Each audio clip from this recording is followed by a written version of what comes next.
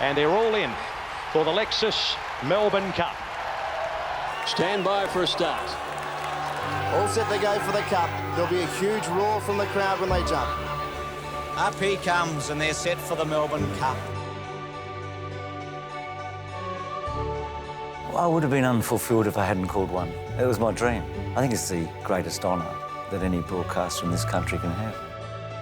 Once you grasp that you are that right person to be in that position to call that race, you feel like you can conquer everything.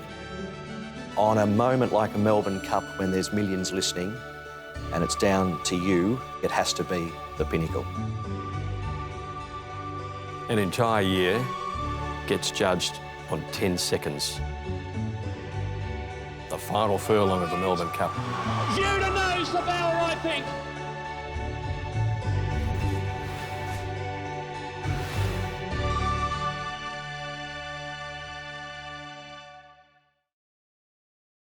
Well, in this room, there are hundreds, if not thousands of hours of broadcasting, live, radio and television. But how does calling the Melbourne Cup rate in your individual careers? Matty, do you want to start first of all, being the most recent? I think it's the pinnacle for a broadcaster. It's a profession where you're on your own. There's no one you can tap in. So on a moment like a Melbourne Cup when there's millions listening and it's down to you, I think it has to be the pinnacle. I think it's a defining moment in your career, not necessarily as an individual or a person, but in your career. That has been my Everest. Well, as a race caller, there's no bigger thing to do in your life. There's no doubt about that. It's the most frightening thing to do, but the enjoyment and the satisfaction post-race, it's like a high. It's magnificent. Well, I would have been unfulfilled if I hadn't called one. It was my dream. So for me, it's number one. You know, 5 years of age, that's what I wanted to do. So always near and dear, and as Greg said, it's frightening. But it's so rewarding. So yeah, no, I think it's the greatest honour that any broadcaster in this country can have. How did the journey start for you all? Was it going to the races and hearing the broadcast live? Where did that seed start? Bill Collins. So a voice, you know, on a radio, because I lived in Adelaide, but my parents were interested in racing, but I heard Bill and I thought, wow, he turned me on. Loved it. Hair stood on the back of my neck, so that's my answer. Yeah, same thing happened to me. Listening to the races, filling out a 4-place card, illegal 4-place card with my dad, and then listening to the races on a Saturday afternoon, and we'd dial twiddle, Bert Bryant, Bill Collins, but that was a spark that was lit for me. Just hearing that urgency and the information and the vibrancy and the accuracy coming out of these two guys on the radio. And then when I went to the track for the first time and the sights and the smells and the sounds and the feeling that something is going to happen here today, hooked for life. Probably one of the biggest thrills that I ever got wasn't just calling the Melbourne Cup, but on Derby Day, I would then go and call at Moonee Valley and there'd be a big trot meeting there that night. And what made it so exciting was the fact that when I was growing up and I was listening to Bill, and for exactly the same reasons that Bruce and Greg have pointed out, he would finish and then call the trots after that. And I thought if it was good enough for Bill, that's what I aspired to do. And he'd call greyhounds as well. So there was a stage where I was calling all three. And naturally, if you had a bucket list in any of the codes, it would be to call a Melbourne Cup, an Inter-Dominion, an Australian Cup, Melbourne Cup of the Greyhounds, National Sprint and Distance Championship. So I was able to tick all them off. And they were goals that I'd set myself. But it doesn't necessarily happen for everyone. But Bill could do it, and he inspired me to be able to want to do it. For me personally, it's an awkward question of how I was inspired, because when most young people were having sports people on their walls or supermodels, I wanted to be these boys. What's it like sitting here now with them either side of you? Oh, it's a dream. It's a little bit daunting, but of course, for me, it was still the radio. I know we're a real TV sport now, but it was still just listening to the voices and thinking that the race caller had the best job in the world. You guys are really on an island. There's no other sport really as broadcasters where you sit by yourselves. If you get a cough during an AFL game, you can tap someone on the shoulder and they can pick up from the 50 and go. How do you prepare for that? I've often wondered during a Melbourne Cup and, whether at the 1,000-metre mark or the 1,500-metre mark, whether someone should come in for 5 seconds and say something. I don't think it's the right way to go, but maybe it will be something of the future, that we'd have an analyst come in a race like that. But Sam, it just feels the right way to go. I mean, that isolation is, I think it powers you in many ways. Well, we've talked about the pinnacle of your careers being the Melbourne Cup, but it wasn't always that case. You had to start somewhere. During that learning process, was there a time that you look back on now and you go, oh, I wish I had that one back? I called a race at Berrigan one day, Berrigan in New South Wales. It was a fabulous place for race. I called Campaign King having his first start, and I actually had to sit on Betaloo's and Up's mum there. And anyway, I was a regular caller at Berrigan, and there was a classic example, and I'm sure we've all experienced this. There was 2 horses in the race. One had red with black cross sashes, striped sleeves. The other one was black, red cross sashes, striped sleeves.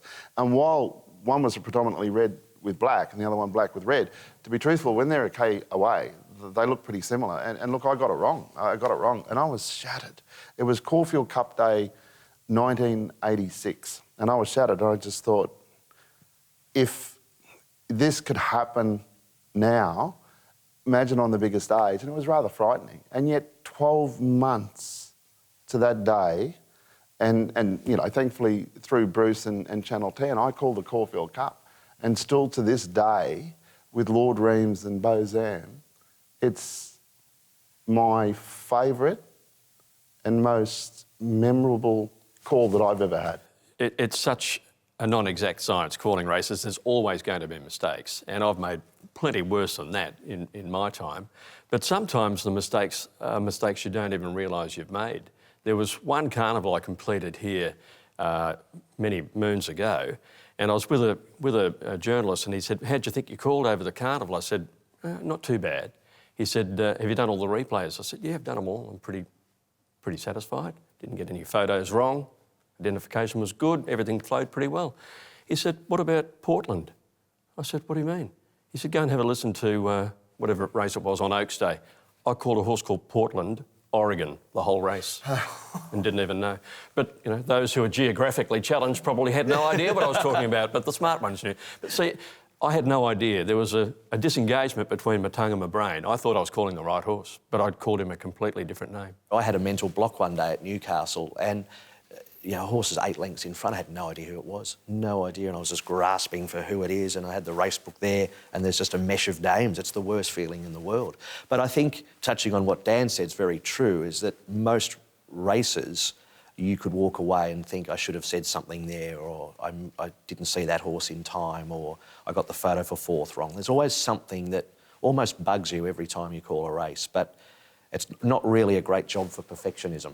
No, Greg's right. It's in his exercise. My worst experience was at the trotting trials. This is before I really got on air. It was at Globe Derby Park, and there were a few people out there in those days. I used to go, and I couldn't remember the first horse down the back straight. And then I couldn't remember any of them, and everyone looked around in the grandstand at me, and I reckon that lived with me for 10 years. You get a photo finish wrong in a big race, it drives you mad. I could name a few that I've done. But it's... I haven't called for a fair while, so I probably didn't make any mistakes. I'm getting better the older I get too, Bruce.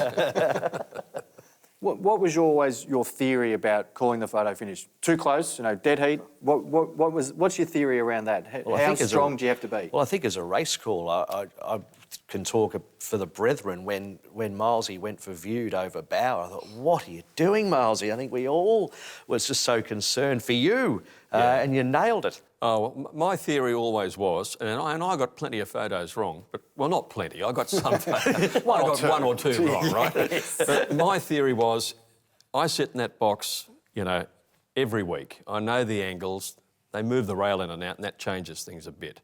But my theory was, if I can see an angle, if I can see a margin for a horse, I'll call it. But it's like that. Yeah, that's right. Well, the whole race is like that, you know.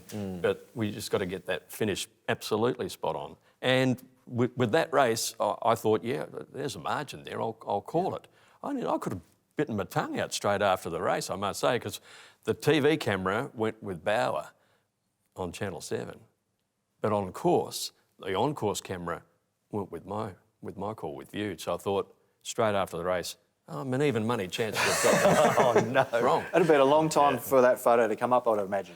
Yeah, I think only Bart was happier than I that the right number went in the frame. And it's a defining moment, isn't it? Like, there's two races that I remember that, to me, for me, listening, you're viewed and your Empire Rose. That's an iconic call. Yeah. Empire Rose set it up so good. I know you must be so proud. I was proud of it. I've never heard it since, and that's the truth. But Dan, I reckon you've got to go with your instinct and not think when the photo finish. This is what my theory's always been. It's your instinctive first feel and don't think it.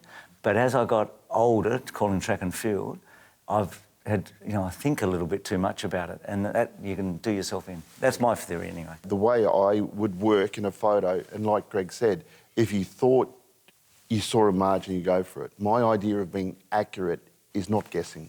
I reckon, Sam, there's a generic less going for it these days with race callers than there was. And I think all of us are probably guilty of it in our own way, but I think there's a lot more, it's a photo, not sure. There's a lot more of that than there was. And that's what made... Why is Bill Collins famous?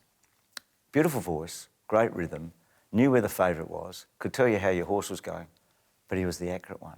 And the accurate one got down to photo finishes. Now, Lightfinger Zima, dead heat in the Melbourne Cup. Well, he was just wrong, wasn't he? But, that's what Bill made his reputation on. Yeah, and there was pressure on the radio callers to get those photos right. Nowadays, as you say, everyone can see We can wait. the vision, so you don't really need to be, that drama-packed to have a photo finish and get it right, I think a lot of days in the old days, there was a theatre of the mind going on with the broadcasters too, this is close, but it'll be a neck. Yeah. But build up their own reputation by saying, this is close, but I'll tell you what, I think I've got it right.